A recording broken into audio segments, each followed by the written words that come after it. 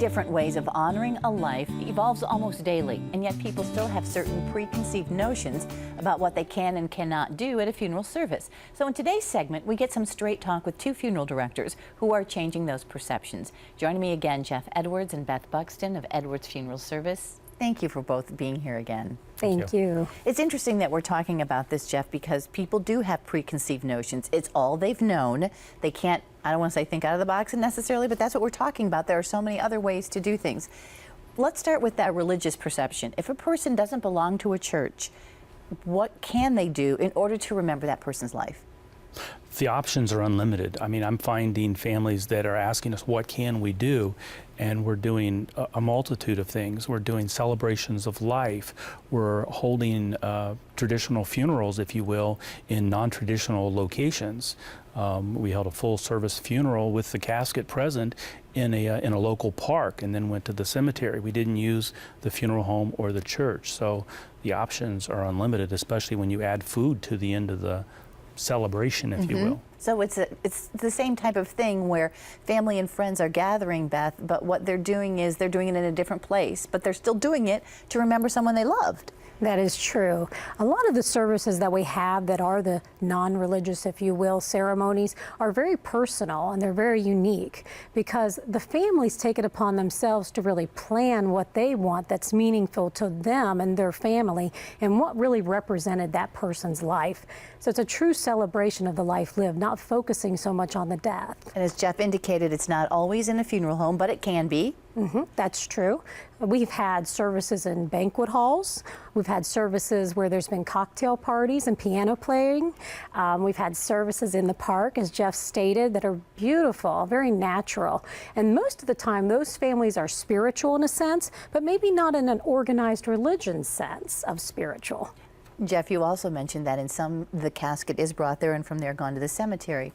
But is it other ways as well? And can the family gather without any of the traditional funeral things behind it, but they're just having their own special time?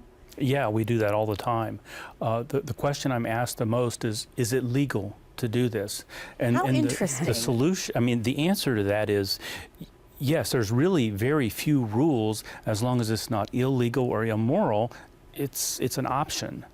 Some of the most, things you would think is the most I wouldn't say outlandish, but the most unique is what we're seeing people do or want to do and not know that they're even allowed to do it. So they're seeking permission, first of all.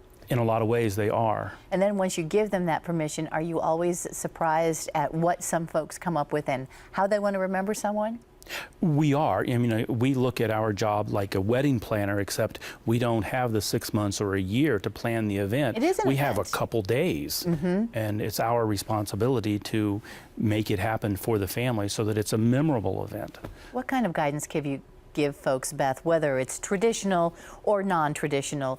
Because for many people who haven't pre-planned, it is a very busy time. It is. If you haven't planned this type of service in advance, you do sometimes have time to do so. As we discussed earlier, you can take weeks if you want to plan, especially if you're not looking to have a body present. If you're just wanting to have maybe a cremation, a memorial present, or maybe just pictures and memorabilia. I've had families bring things in such as motorcycles, recliners with remote controls because that person loved to watch TV, just something that represents that person's life. So we can really put something very nice together for a family fairly quickly. But Jeff, then who takes over that role of leading services if there isn't a religious person present? I'll let Beth answer that question. Okay. She's best with the Yes, we do have a celebrant on staff. There are people that have went to training to become life celebrants, and many funeral homes in town do have celebrants on their staff personally. So what those folks do is they lead the service, if you will. They MC it, they guide the family, they coordinate it, and really help the family have a very nice program of events. Anything from songs to dance to, I've had families scrapbook at events. So it's just a really nice time, but that life celebrant can really add something to that service. And as you said, guides everyone through the day and through that celebration. That's right. Great ideas, and I'm glad that you tackled some of those misconceptions out there, Jeff. Beth, thank you very much. Thank you. Gail.